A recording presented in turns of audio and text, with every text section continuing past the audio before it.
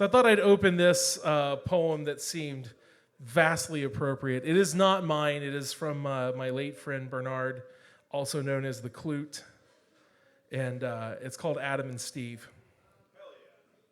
In a shocking discovery, archaeologists working in southern Israel have found a long-forgotten cave, the original book of Genesis, written by the very hand of God himself.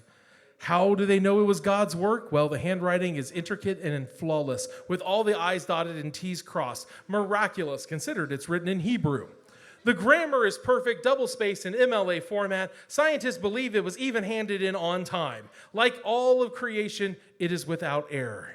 With this discovery, we will all need to rethink our preconceptions because it turns out there was a typo.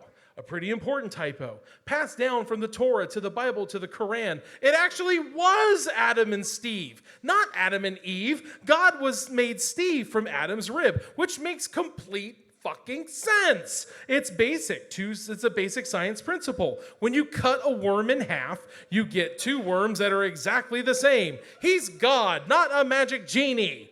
Even he is bound by the rules of the universe, a universe where queer now means normal, and normal now means queer, just as God intended it.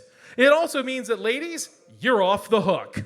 The curse of Eve is now the curse of Steve, a man responsible for getting us kicked out of the Garden of Eden. It also explains why Satan came to Steve, in the form of a snake. The devil knows the true shape of temptation, and it ain't an apple. Pain, suffering, shame, all because of a dude. A fucking dude! Now I know why, I still don't know why you're bleeding down there on a monthly basis, but it's probably something that Stephen did. Theologically, the implications are staggering. Why did he destroy Sodom and Gomorrah? Not enough getting it on down there, huh?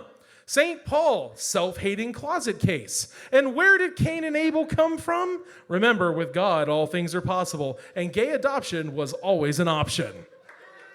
That gay agenda that Fox News has been warning us about, we better start calling that the God agenda. If the Lord God above didn't want us to have hot, sweaty homosexual sex all the time, well, he wouldn't have made Adam and Eve, not Adam and Steve. Don't you read the Bible? So you heterosexuals out there, you better get right with the Lord. I know you're thinking that your attraction to the opposite sex is biological, that you're born this way, that you made a choice to be straight, that you stand in defiance of the Lord. Because it says in the newly updated book of Leviticus, chapter 18, verse 22, you shall not lie with womankind as with mankind. It is abomination. Even though the real thing, if you look at it, was talking about pedophilia, because lonely men translated this for 2,000 fucking years. Haven't you read the recently updated signs from the Westboro Baptist Church? It says God hates breeders. But don't take that the easy road to hate the way the straights did. Learn from our mistakes. Let us serve proudly in our armed forces without having to hide the fact that we don't like cock. Allow us to marry the ones we love without having to consult an old book first. Don't send us to gay camp and cleanse us of our sinful hetero urges.